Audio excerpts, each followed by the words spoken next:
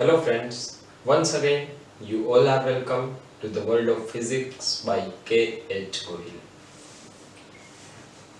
ધોરણ 12 ના chapter number 7 નો આજે ત્રીજો લેક્ચર છે. મતલબ એનો પહેલો અને બીજો લેક્ચર તમે ઓલરેડી જોઈ લીધેલો છે, જેની અંદર પહેલા લેક્ચરમાં આપણે પ્રવાહ અને વોલ્ટેજનું RMS મૂલ્ય તથા અવરોધને લાગુ પાડેલા AC વોલ્ટેજની વાત કરી હતી. બીજા લેક્ચરની અંદર ઇન્ડક્ટરને લાગુ પાડેલા AC વોલ્ટેજની વાત કરેલી હતી અને આજના લેક્ચરમાં કેપેસિટરને લાગુ પાડેલા AC વોલ્ટેજની વાત કરવાના છીએ. સૌપ્રથમ તો આગળના લેક્ચરનું તમને થોડું એવું રિવિઝન કરાવી દઉં કે અવરોધ હોય તો માત્ર અવરોધ ધરાવતા પરિપથમાં કડા તફાવત શૂન્ય હોય છે, એટલે કે પ્રવાહ અને વોલ્ટેજ કડામાં સમાન હોય છે. માત્ર ઇન્ડક્ટર ધરાવતા પરિપથમાં પ્રવાહ એ વોલ્ટેજ કરતા π/2 જેટલો પાછળ હોય છે. મતલબ વોલ્ટેજનું સમીકરણ જે આપણે લખીએ છીએ V Vm sin ωt, તો પ્રવાહનું સમીકરણ મળશે I Im sin ωt minus π/2. તો આ એક આપણને અગત્યનું પરિણામ મળેલું હતું. હવે આજે આપણે માત્ર કેપેસિટર ધરાવતા પરિપથમાં કડા તફાવત કેટલો હોય એની ચર્ચા કરવાના છીએ. ફરીથી એક વખત કહું છું, જો તમે આગળના લેક્ચર્સ ન જોયેલા હોય તો લેક્ચર નંબર 12.7.1 અને 12.7.2 જોઈ અને ત્યારબાદ આ લેક્ચરમાં જોઈન થવું, જેથી કરીને તમને એ બધા બેઝિક કન્સેપ્ટ ક્લિયર હશે તો આ લેક્ચર સમજવામાં સહેલો પડશે. ચલો તો આજના લેક્ચરની શરૂઆત કરીએ. આજનો લેક્ચર છે કેપેસિટરને લાગુ પાડેલ AC voltage.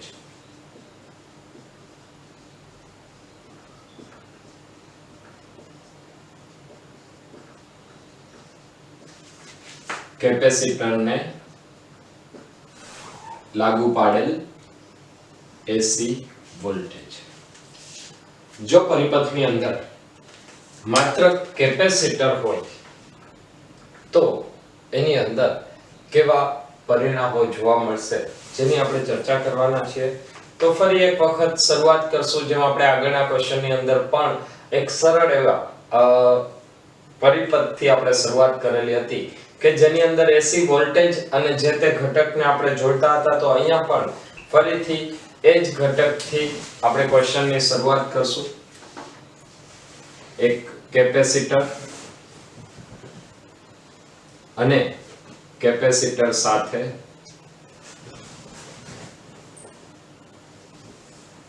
AC voltage source. Capacitor માટે કેપેસિટરના બે છેડા વચ્ચેનો વિદ્યુત સ્થિતિમાનનો તફાવત એ આવશે V Q/C. કેપેસિટર માટે કેપેસિટરના બે પ્લેટ વચ્ચેનો વિદ્યુત સ્થિતિમાનનો તફાવત V Q/C અને આપણે જે વોલ્ટેજ લાગુ પાડેલો છે એનું સમીકરણ આવશે V Vm sin ωt. V Vm sin ωt. હવે આપણે આની અંદર પ્રવાહનું સમીકરણ મેળવવાનું છે. પ્રવાહનું સમીકરણ મેળવવા માટે આપણે શરૂઆત કરશું કેપેસિટરની બે પ્લેટ વચ્ચે વિદ્યુત સ્થિતિમાનનો તફાવત. તો કેપેસિટરની બે પ્લેટ વચ્ચે વિદ્યુત સ્થિતિમાનનો તફાવત શું છે? Vc Q/C. અહીંયા હું વિદ્યુત ભારને સ્મોલ q વડે દર્શાવું છું. તો Vc Q/C. આ Vc એટલે શું છે? પરિપથમાં લાગુ પાડેલો AC વોલ્ટેજ. તો અહીંયા ફરીથી આપણને સમીકરણ મળશે Q C * V. V એટલે Vm sin ωt. જો આ પદનું આપણે સમય સાપેક્ષે વિકલન કરીએ તો સમય સાપેક્ષે વિકલન કરશો એટલે પરિણામ શું આવશે? dq/dt. અને dq/dt આપણને શું આપે છે? વિદ્યુત પ્રવાહનું મૂલ્ય આપશે. मतलब અહીંયા સમય સાપેક્ષે વિકલન કરીએ તો આવશે dq by dt is equal to I is equal to d by dt of c vm sin omega t is equal to c vm d by dt of sin omega t. sin omega t નું વિકલન આવશે cos omega t.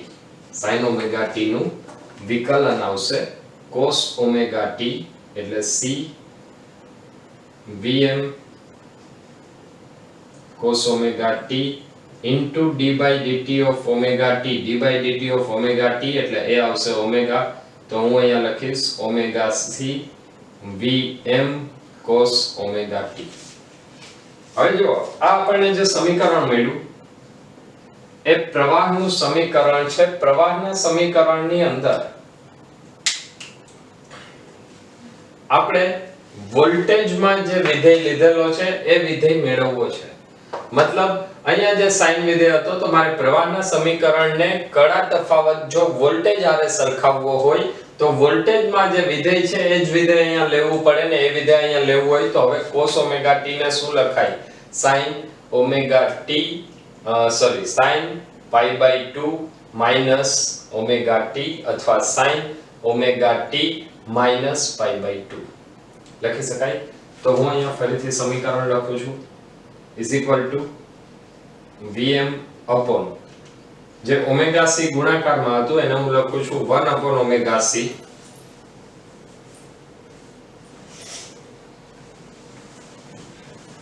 sin omega t minus pi by 2. cos omega t is equal to sin cos omega t is equal to sin omega t plus pi by 2. मतलब pi by 2 minus theta અને pi by 2 plus theta એ બંને હંમેશા plus sin omega t આવશે. ફરીથી એક વખત હું અહીંયા રિપીટ કરું છું sin pi by 2 plus theta અને sin pi by 2 minus theta હંમેશા sin omega t આપશે. આ કેટલું થાય? pi by 2. હવે જો pi by 2 minus theta લઈએ તો એ આપણને આ તરફ મળવાનું છે આ theta, અને જો pi by 2 plus theta લઈએ તો એ આપણને આ તરફ મળવાનું છે, અને આ કોણ પણ કેટલો? theta. તો sin pi by 2 minus theta અને sin pi by 2 plus theta એ બંનેનો sin ઘટક એ એક જ અક્ષ ઉપર મળે છે, મતલબ એ સમાન થશે, અને એટલા માટે અહીંયા cos omega t બરાબર મેં લખ્યું છે sin omega t plus pi by 2. હવે ફરીથી અહીંયા સમીકરણ આપણે વિચારીએ. I is equal to Im sin omega t plus pi by 2.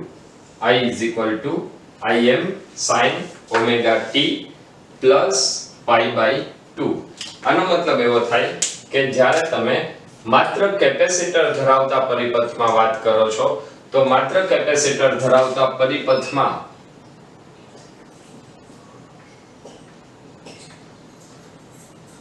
પ્રવાહ એ વોલ્ટેજ કરતા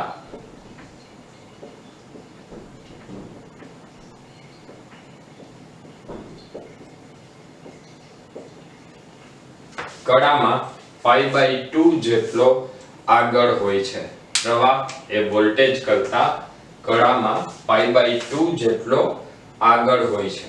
જો આ સમીકરણને આપણે ફરીથી લખીએ તો સમીકરણ આવશે Im is equal to, અહીંયા જે આપણે Im લીધું છે Im શું છે? Vm upon 1 upon omega c. ખરેખર સમીકરણ શું હોય? I is equal to V upon R, અથવા અહીંયા શું આવશે? માત્ર કેપેસિટર, તો અહીંયા આવશે Im is equal to Vm upon xc. मतलब આપણને એક ફરીથી નવો સંબંધ મળશે xc is equal to 1/ωc. xc is equal to 1/ωc. ચલો આજે આપણે પરિણામ મેળવ્યું xc is equal to 1/ωc. એમાં જે xc છે એને નામ આપવામાં આવેલું છે કેપેસિટરનો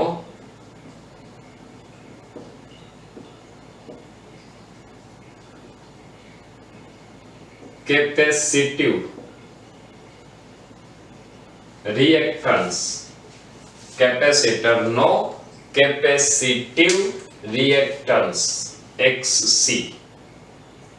હવે જો આને આલેખના સ્વરૂપમાં ચર્ચા કરવી હોય તો આ સમીકરણ કંઈક એવું દર્શાવે છે કે જ્યારે વોલ્ટેજની કળા ઓમેગા t હોય ત્યારે પ્રવાહની કળા ઓમેગા t પ્લસ π/2 છે. મતલબ પ્રવાહ પહેલેથી π/2 જેટલો આગળ નીકળી ગયો છે.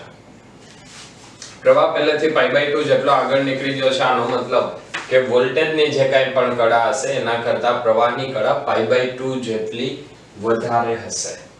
ચલો એનો આપણે આલેખ જોઈએ.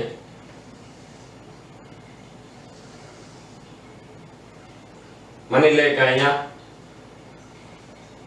સમયની અક્ષ છે.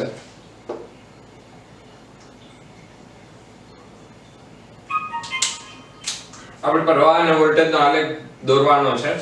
સૌપ્રથમ આપણે વોલ્ટેજનો આલેખ દોરશું. વોલ્ટેજનું સમીકરણ છે v Vm sin ωt. sin 0 ની કિંમત 0 એટલે હું અહીંયા આલેખ 0 થી શરૂ કરું છું વોલ્ટેજના આલેખ માટે.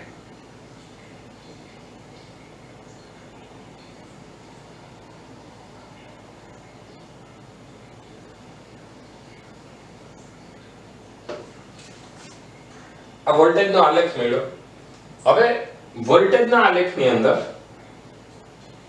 મારે પ્રવાહ દર્શાવવો છે તો પ્રવાહ કંઈક એવું દર્શાવે છે કે દરેક વખતે કળામાં π/2 જેટલો આગળ છે. મતલબ કે વોલ્ટેજ જ્યારે મહત્તમ થાય છે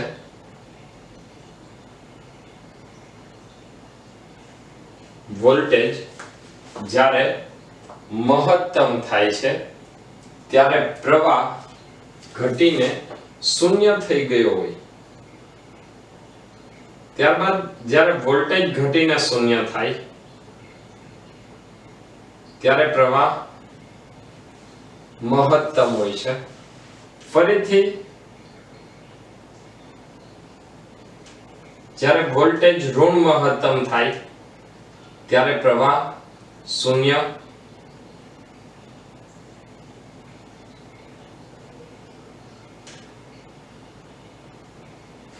વોલ્ટેજ શૂન્ય, ઋણ મહત્તમ થી શૂન્ય તો પ્રવાહ આવશે ધન મહત્તમ. જ્યારે વોલ્ટેજ ધન મહત્તમ તો પ્રવાહ શૂન્ય. અને આવી રીતે આખું સાયકલ ચાલુ રહી છે.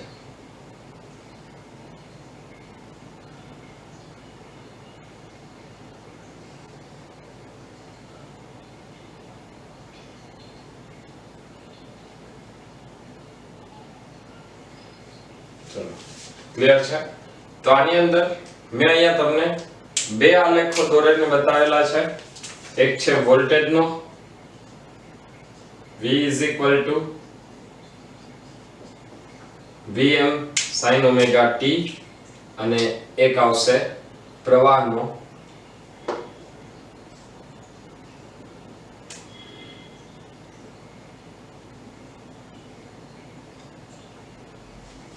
I is equal to Im sin ωt plus π/2. ચલો તો આપણે બે અલગ અલગ આલેખ જોયા આવૃત્તિ માટેના. કળા તફાવતની જો વાત કરીએ તો ફરીથી રિપીટ કરું છું. પ્રવાહ એ વોલ્ટેજ કરતા કળામાં π/2 જેટલો આગળ છે અથવા વોલ્ટેજ એ પ્રવાહ કરતા કળામાં π/2 જેટલો પાછળ છે. હવે આપણે વાત કરશું સરેરાશ પાવરની. તો સરેરાશ પાવર કેવી રીતે મળે? તો સરેરાશ પાવર માટે સૌથી પહેલા આપણે સૂત્ર લખશું P I * V. જો P =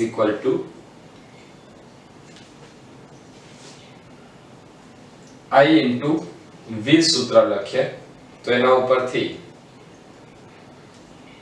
ફરીથી આપણને એક પરિણામ મળવાનું છે. તો હવે આપણે એ પરિણામની વાત કરીએ. સરેરાશ પાવરનો પહેલા આપણે શોધવો છે.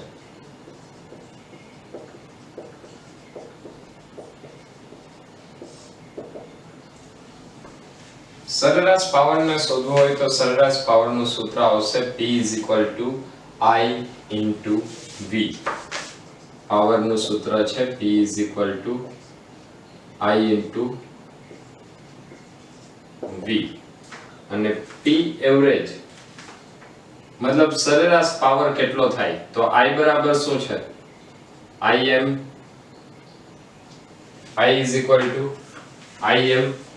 sin omega t plus pi by 2 અથવા Im cos omega t લખાય Im cos omega t into V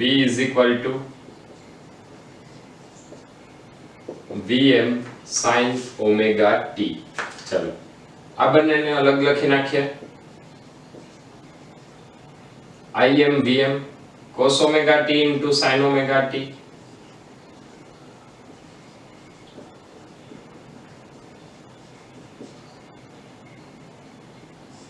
તો અહીંયા આવશે Vm Im by 2 2 cos theta into sin theta એટલે એ આવશે 2 sin cos એટલે sin 2 theta मतलब Im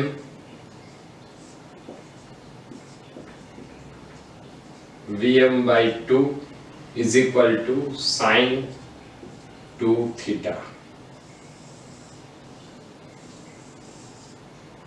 ચલો ક્લિયર.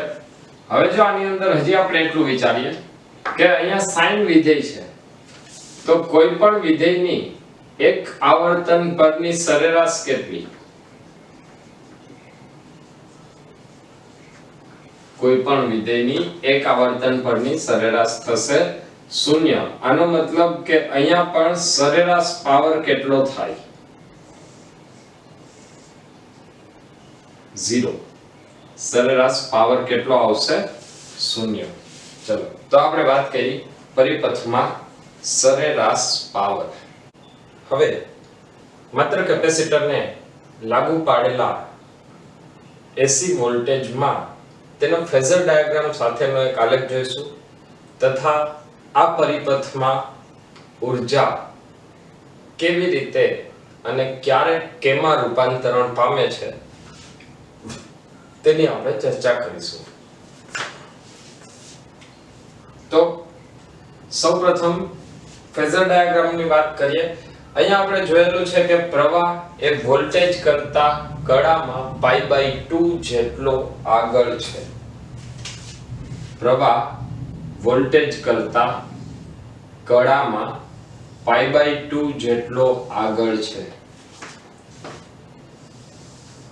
ચલો પહેલા આ વાતને સમજીએ. પ્રવાહ π/2 જેટલો આગળ છે એનો મતલબ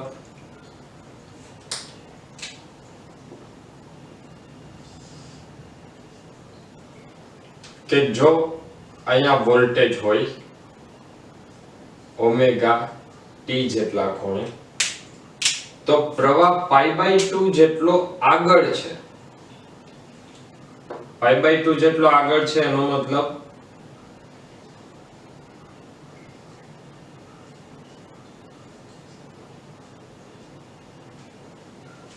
કે તમે જે પ્રવાહની વાત કરશો એ વોલ્ટેજ જ્યારે ત્યાં પહોંચે છે ત્યાં સુધીમાં વોલ્ટેજ પ્રવાહ ઓલરેડી ત્યાંથી π/2 જેટલો આગળ નીકળી ગયો છે.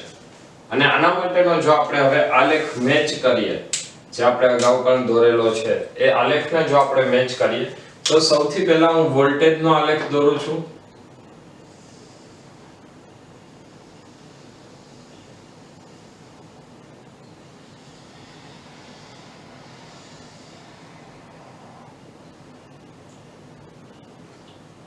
વોલ્ટેજ ના આલેખ બાદ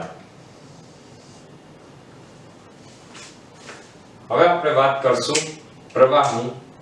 તો પ્રવાહ π/2 જેટલો આગળ છે. π/2 જેટલો આગળ છે એનો મતલબ કે જ્યારે વોલ્ટેજ મહત્તમ થશે ત્યારે પ્રવાહનું મૂલ્ય 0 થશે અને જ્યારે પ્રવાહનું મૂલ્ય 0 થાય ત્યારે વોલ્ટેજ મહત્તમ થાય. ચલો આ ક્લિયર છે. હવે જો તમે આ સ્થિતિને સરખાવશો તો એ તમને કંઈક પરિણામ આપે છે. એ પરિણામ આપણે જોઈએ.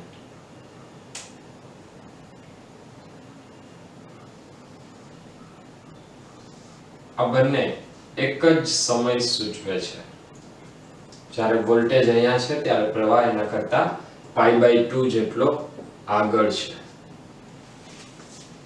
હવે આ આલેખ બાદ ફરીથી આપણે વાત કરવાની છે માત્ર કેપેસિટર ધરાવતા પરિપથમાં પાવર.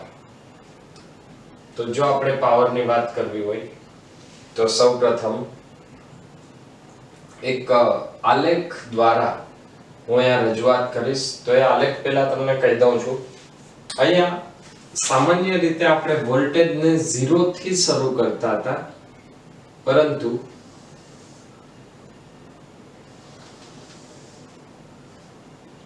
અત્યારે મારે તમને જે વાત કરવી છે એના માટે મારે તમને જે કન્સેપ્ટ ક્લિયર કરવો છે એના માટે હું વોલ્ટેજને 1 થી લઉં છું.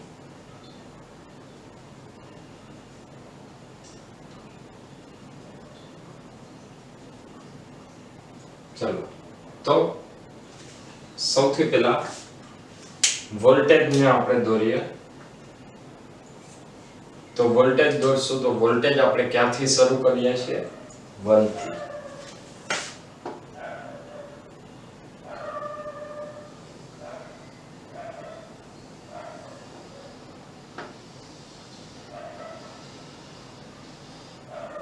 જો વોલ્ટેજ 1 થી શરૂ કરીએ તો આપણને કંઈક આવું પરિણામ મળશે. અને આના માટે જો આપણે પ્રવાહની વાત કરીએ તો પ્રવાહ ઓલરેડી π/2 જેટલો આગળ છે.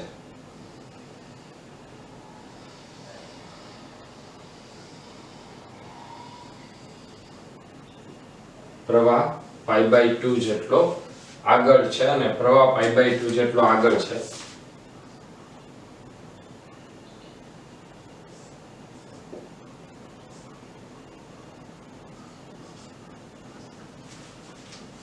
હવે જો અહીંયા આપણે પાવરની વાત કરીએ તો આને હું હજી વિભાજિત કરી દઉં છું.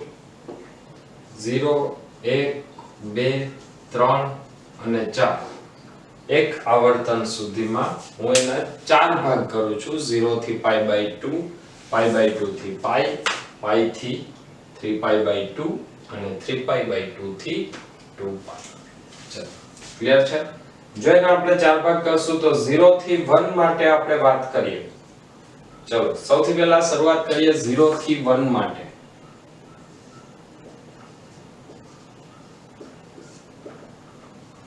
આ ભાગની અંદર શું હશે તો 0 થી 1 માટે વોલ્ટેજ જે મહત્તમ છે ત્યાંથી ઘટતો જાય છે અને પ્રવાહ વિરુદ્ધ દિશામાં મતલબ ઋણ મહત્તમમાં વધતો જાય છે. વોલ્ટેજ જે છે એ પ્રવાહ કરતા વિરુદ્ધ દિશામાં વધતો જાય છે. આનો મતલબ કે વોલ્ટેજ જેમ ઘટીને 0 થાય તેમ પ્રવાહ વિરુદ્ધ દિશામાં વધી અને ઋણ મહત્તમ થશે. मतलब અહીંયા જો આપણે 0 થી 1 માટે વાત કરીએ તો 0 થી 1 માટે વોલ્ટેજ નું મૂલ્ય કેટલું છે? Vm થી 0 मतलब ધન. ત્યાર પછી પ્રવાહનું મૂલ્ય કેવું આવશે?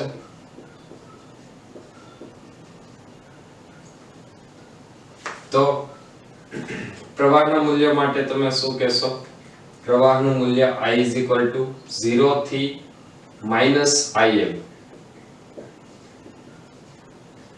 0 થી minus Im मतलब ઋણ.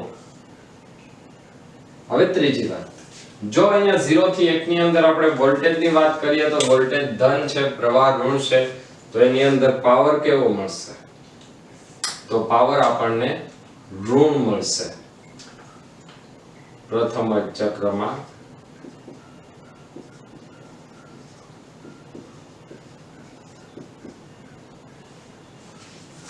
ઝીરો થી 1 માં પાવર ઋણ મળશે.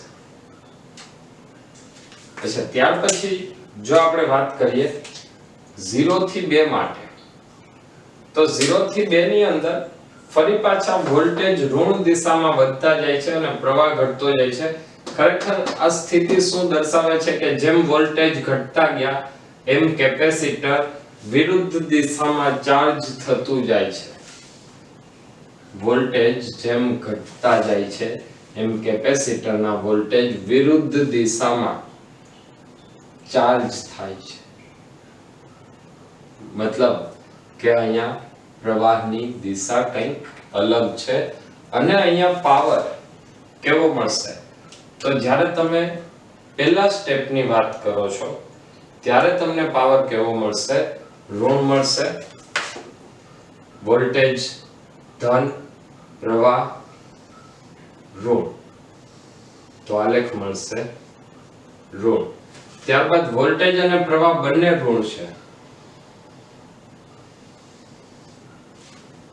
તો એનો આલેખ ધન મળશે. વોલ્ટેજ ધન, પ્રવાહ ઋણ.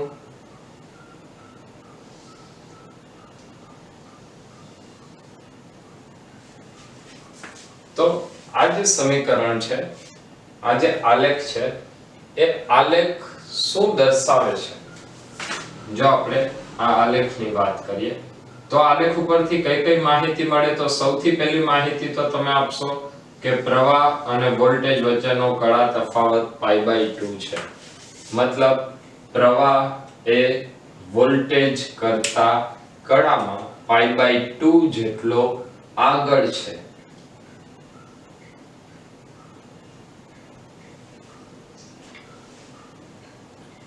બીજી વાત, અહીંયા જો આપણે પાવરની વાત કરીએ તો 0 થી 1 અને 2 થી 3 માં પાવર ધન છે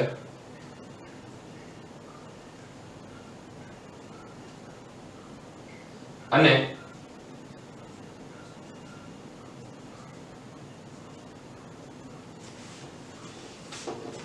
1 થી 2 અને 3 થી 4 એની અંદર પાવર ઋણ છે.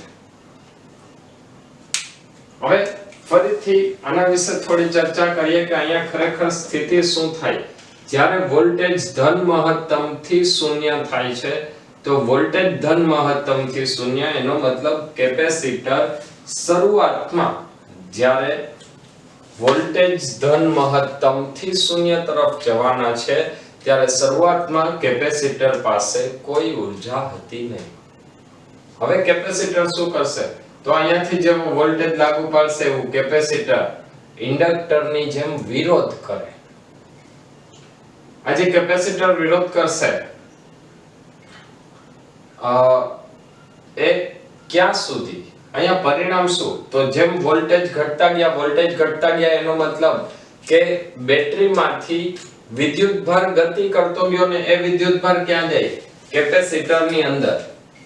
જો એ વિદ્યુતભાર કેપેસિટરની અંદર જતો હોય તો હવે આપણને એક આકૃતિ મળશે.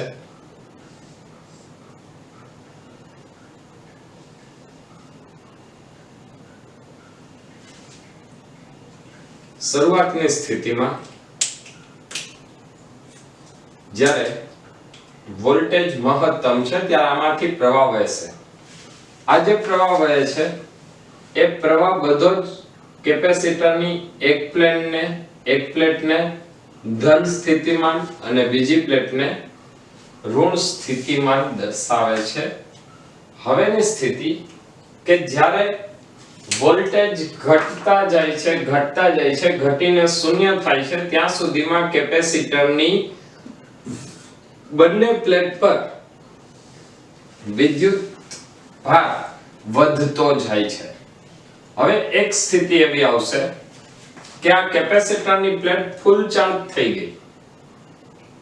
ફૂલ ચાર્જ થઈ જાય ત્યારબાદ હવે વોલ્ટેજનું મૂલ્ય 0 થી લઈ અને -v થવાનું છે. તો બીજા 1/4 પાર્ટ માટે મતલબ 1 to 2 માટે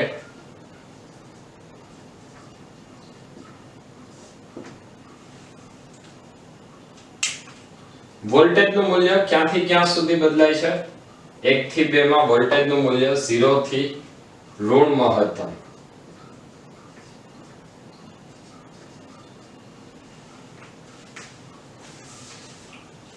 ત્યારબાદ પ્રવાહનું મૂલ્ય ક્યાંથી ક્યાં સુધીનું? તો પ્રવાહનું મૂલ્ય ઋણ મહત્તમ થી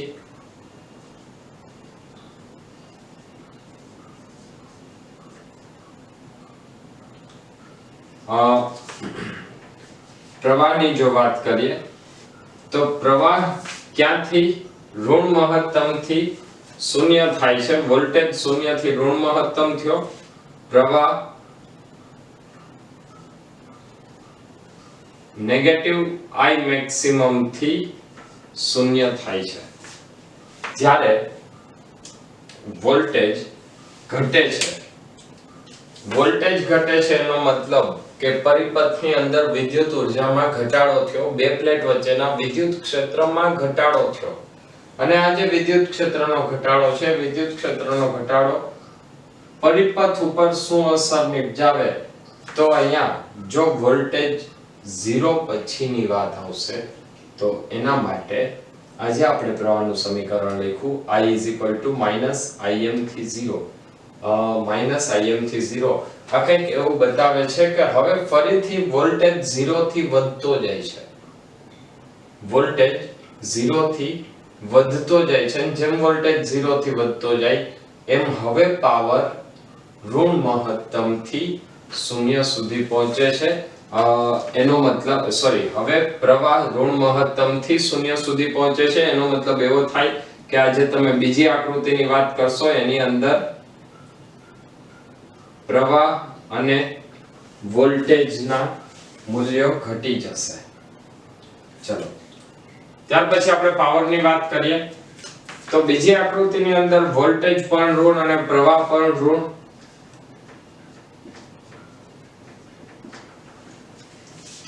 તો પાવર આવશે ઋણ અને આકૃતિની અંદર શું ફેર થશે?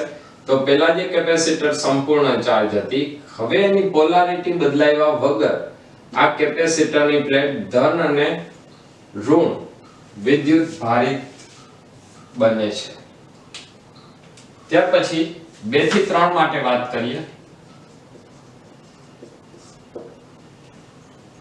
2 થી 3 ની અંદર વોલ્ટેજ ઋણ મહત્તમ થી 0, પ્રવાહ 0 થી ધન મહત્તમ.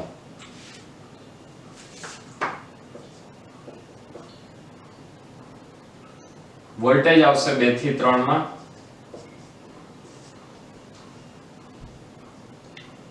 ઋણ મહત્તમ થી 0 અને પ્રવાહ ક્યાંથી ક્યાં સુધી બદલાય છે? 0 થી ધન મહત્તમ. આની અંદર પણ વોલ્ટેજ ઋણ, પ્રવાહ ધન. તો પાવર કેવો મળશે?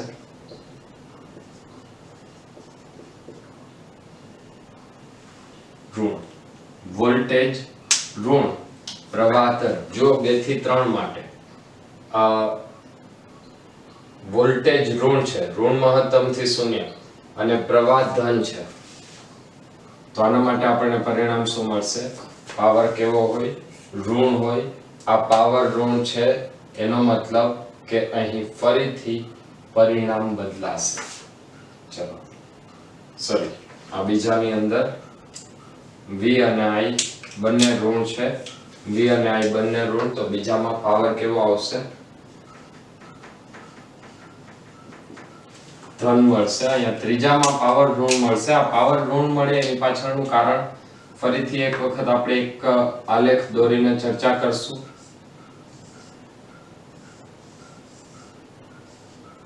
માની લ્યો કે આ એક એસી સોર્સ છે. આ એસી સોર્સ ની અંદર તમે એક એની સાથે કેપેસિટર જોડેલું છે. હવે એ કેપેસિટર ની અંદર જે વોલ્ટેજ છે એ ઋણ મહત્તમ થી શૂન્ય તરફ જાય છે.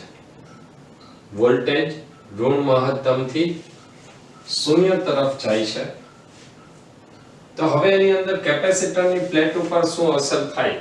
તો જો અહીંયા પણ એ જ વાત આવશે. જ્યારે વોલ્ટેજ ઋણ મહત્તમ થી શૂન્ય તરફ જાય, ઋણ મહત્તમ થી શૂન્ય તરફ મતલબ ઋણ મહત્તમ એટલે હવે એની પ્રવાહની દિશા ઉલટાઈ જશે. તો અહીંયા જે ધન પ્લેટ હતી એ આ તરફ આવતી રહી અને ઋણ પ્લેટ આ તરફ આવે. હવે અહીંયા પાવર ઋણ છે. પાવર ઋણ છે એનો મતલબ શું થાય? તો જો તમે 2 થી 3 માટે વાત કરશો તો 2 થી 3 માં પ્રવાહ ધન છે અને વોલ્ટેજ ઋણ છે. તો આ આપણને વાત થઈ 2 થી 3 માટે, અને આવી જ વાત આવશે 3 થી 4 માટે. ચલો 3 થી 4 માટે વાત કરીએ. 3 થી 4 માં વોલ્ટેજ 0 થી v મહત્તમ, પ્રવાહ I મહત્તમ થી 0.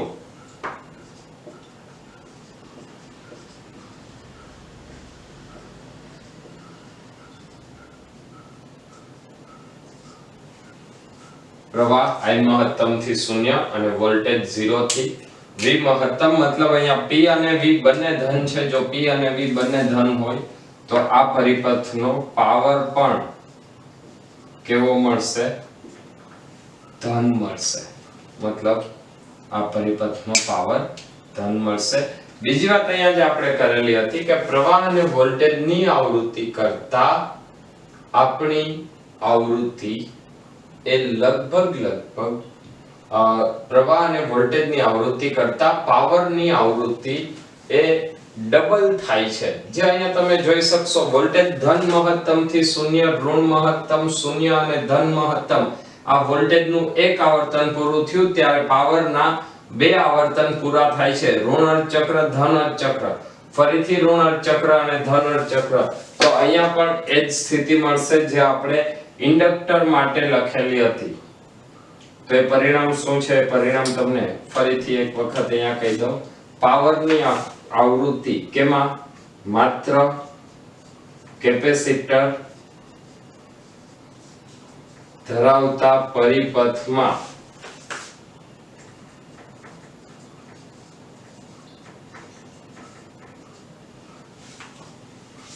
પાવરની આવૃત્તિ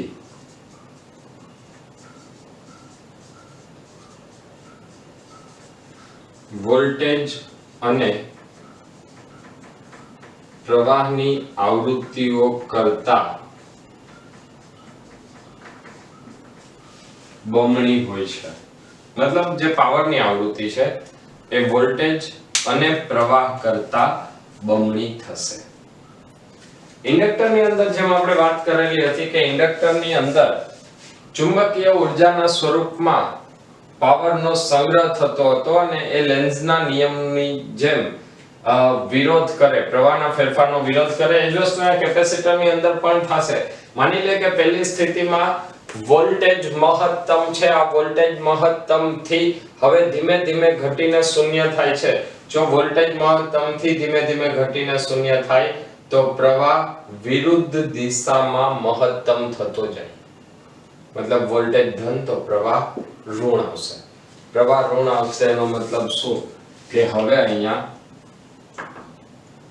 કેપેસિટરની 2 પ્લેટ વચ્ચેનો જે વિદ્યુત ભાર છે એ વિદ્યુત ભાર સોરી વિદ્યુત પ્રવાહ વધતો જાય છે, પણ કઈ દિશામાં વધશે? વિરુદ્ધ દિશામાં. બે પ્લેટ વચ્ચેનો વિદ્યુત ભાર કહીએ અથવા બે પ્લેટ વચ્ચેનું વિદ્યુત ક્ષેત્ર કહીએ. ત્યાર પછીની સ્થિતિ એવી આવશે કે હવે વોલ્ટેજ ઘટતા જાય છે 0 થી ઋણ મહત્તમ અને પ્રવાહ 0 થી ધન 0 થી વધે છે. જો અહીંયા વોલ્ટેજ ની વાત કરીએ તો વોલ્ટેજ ક્યાંથી ક્યાં 0 થી ઋણ મહત્તમ, પ્રવાહ ઋણ મહત્તમ થી 0 થાય છે. જ્યારે વોલ્ટેજ 0 થી ઋણ મહત્તમ થાય મતલબ વિદ્યુત સ્થિતિમાનનો તફાવત 0 થઈને હજી ઘટે છે. જ્યારે વિદ્યુત સ્થિતિમાનનો તફાવત 0 થઈને ઘટે છે ત્યારે તેમાં પોલારિટી બદલતી નથી.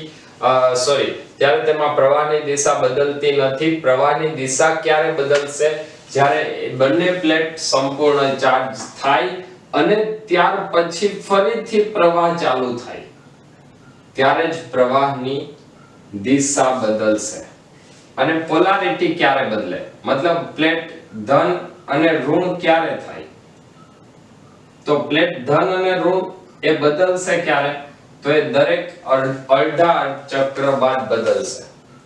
જો તમે અહીંયા જોશો જ્યારે વોલ્ટેજ ધન મહત્તમ છે ત્યારે પ્રવાહ 0 થી ઋણ મહત્તમ થઈ અને 0 થાય છે. મતલબ પ્રવાહ 0 થી ઋણ મહત્તમ લઈ અને 0 થાય છે. એ 0 થઈ ગયા બાદ હવે પ્રવાહનું મૂલ્ય ધીમે ધીમે ધન થતું જાય છે. મતલબ આ જે ઋણ છેડો છે એ ધન અને ધન છેડો છે એ ઋણ બનતો જાય. એ સ્થિતિ મહત્તમ પ્રવાહ અને મહત્તમ વોલ્ટેજ સુધીની આવશે. ત્યારબાદ ફરીથી પરિણામ આમાં જે આપણે વાત કરી આગળ જણાવ્યા એ પ્રમાણે બદલાતા રહે છે. તો હવે કેપેસિટર બાદ કેપેસિટર પરના ક્વેશ્ચન્સ જો પૂછવા હોય તો એના માટે આપણે સૂત્ર એક ભણી ગયા છીએ. એ સૂત્ર છે કેપેસિટરને લાગુ પાડેલા એસી વોલ્ટેજ માટે સૂત્ર આવશે Xc is equal to 1 upon omega c. Xc is equal to 1 upon omega c. અને જો Xc 1 upon omega c હોય તો આના ઉપરથી ફરીથી સમીકરણ બને Im is equal to Vm upon Xc. જો માત્ર કેપેસિટર ધરાવતો પરિપથ હોય તો આવા કેટલાક સૂત્રનો ઉપયોગ કરી અને હવે કેપેસિટરને લાગુ પાડેલા એસી વોલ્ટેજના દાખલાઓ ગણી અને આજનો લેક્ચર આપણે પૂર્ણ કરીશું. સૌપ્રથમ માત્ર કેપેસિટર ધરાવતા પરિપથમાં કયા પ્રકારના બેઝિક સૂત્ર પરથી દાખલાઓ પૂછી શકાય તેની આપણે ચર્ચા કરી લે. તેની અંદર સૌથી પહેલો ક્વેશ્ચન હોય તમને V આપેલું હોય અને કોણીય આવૃત્તિ ઓમેગા તમારે શોધવાની હોય તો એના માટે સૂત્ર આવશે omega is equal to 2 pi v. ત્યારબાદ બીજો ક્વેશ્ચન હોઈ શકે તમને કેપેસિટરનું કેપેસિટિવ રિએક્ટન્સ Xc શોધવાનું કીધું હોય. જો Xc શોધવાનું કીધું હોય તો Xc માટે આપણી પાસે સૂત્ર છે 1 upon omega c અથવા એને આવૃત્તિના સ્વરૂપમાં લખાય 1 upon 2 pi vc. જો આને રિલેટેડ કાંઈ પણ ક્વેશ્ચન હોય તો સીધા સૂત્ર ઉપરથી જ ગણતરી કરીને કરી શકાય. એટલે એવા ક્વેશ્ચન અહીંયા હું કેપેસિટરની અંદર કરાવતો નથી. ત્યારબાદ જો તમને Im પૂછેલું હોય તો Im is equal to Vm upon Xc અથવા IRMS પૂછેલું હોય તો IRMS is equal to VRMS upon Xc. આવા કંઈક સૂત્ર પરથી ક્વેશ્ચન્સ પૂછી શકાય. હવે એક આપણે સ્પેશિયલ કેસ વિચારીએ કે જેની અંદર એક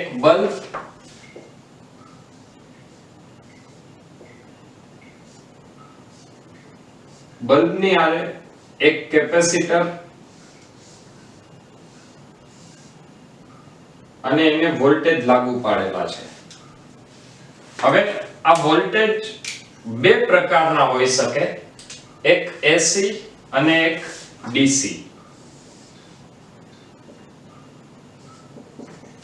જો ડીસી વોલ્ટેજ હોય તો શું થાય અને એસી વોલ્ટેજ હોય તો શું થાય એની આપણે વાત કરી લઈએ. જો ડીસી વોલ્ટેજ હશે તો શરૂઆતમાં વોલ્ટેજ 0 થી વધે, કેપેસિટર ચાર્જ થાય, કેપેસિટર સંપૂર્ણ ચાર્જ થઈ ગયું પછી કેપેસિટર વિદ્યુત પ્રવાહ પસાર થવા દેતું નથી. મતલબ ડીસી ની અંદર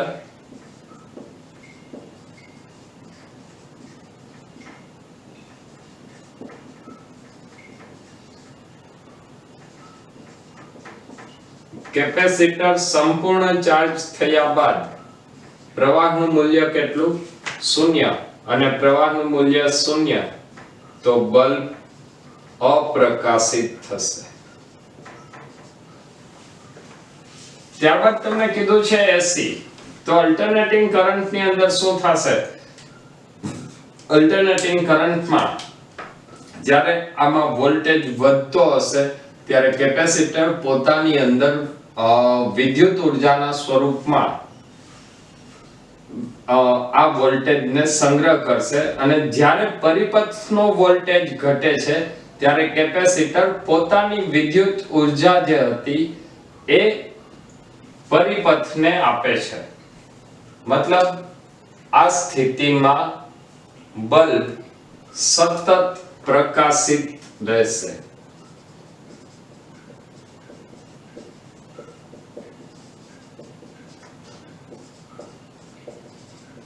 બલ્બ સતત પ્રકાશિત રહેશે, અહીંયા કોઈ ફેર પડશે નહીં. હવે આની અંદર ફરીથી જો એક ક્વેશ્ચન એવો કરવામાં આવે કે કેપેસિટરનું કેપેસિટન્સ ઘટાડવામાં આવે તો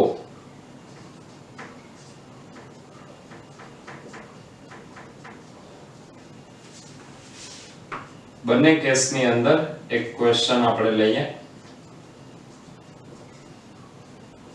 કે આપણે જે કેપેસિટર લીધું છે એનું કેપેસિટન્સ ઘટાડવામાં આવે તો શું થાય? જો કેપેસિટરનું કેપેસિટન્સ તમે ઘટાડશો તો એની અંદર તો અહીંયા તો બલ્બમાં કોઈ ફેર પડવાનો જ નથી કારણ કે બલ્બ અપ્રકાશિત છે, તો આમાં કોઈ ફેર પડશે નહીં. પણ અહીંયા શું થશે? જો તમે કેપેસિટરનું કેપેસિટન્સ ઘટાડશો તો C ઘટે તો XC મતલબ 1/ωc એમાં વધારો થાય. C ઘટે તો 1/ωc એટલે કેપેસિટરનું કેપેસિટિવ રિએક્ટન્સમાં વધારો થાય અને કેપેસિટરનું કેપેસિટિવ રિએક્ટન્સ વધે તો Im Vm/xc માં Im માં ઘટાડો થાય. મતલબ પ્રવાહનું મૂલ્ય ઘટશે અને જો પ્રવાહનું મૂલ્ય ઘટે તો બલ્બ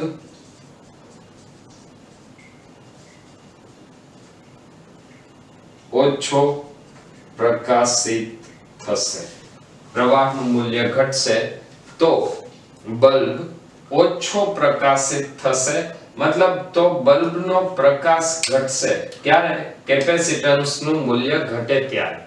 જો આની અંદર એવું કહીએ કે કેપેસિટિવ રિએક્ટન્સ ઘટે, કેપેસિટિવ રિએક્ટન્સ ઘટે મતલબ XC ઘટે તો Im વધે તો બલ્બ વધારે પ્રકાશિત થાય. તો આવા થિયોરેટિકલ કન્સેપ્ટ વાળા ક્વેશ્ચન્સ પણ આ ટોપિક પરથી પૂછી શકાય. ફરીથી નેક્સ્ટ લેક્ચરની અંદર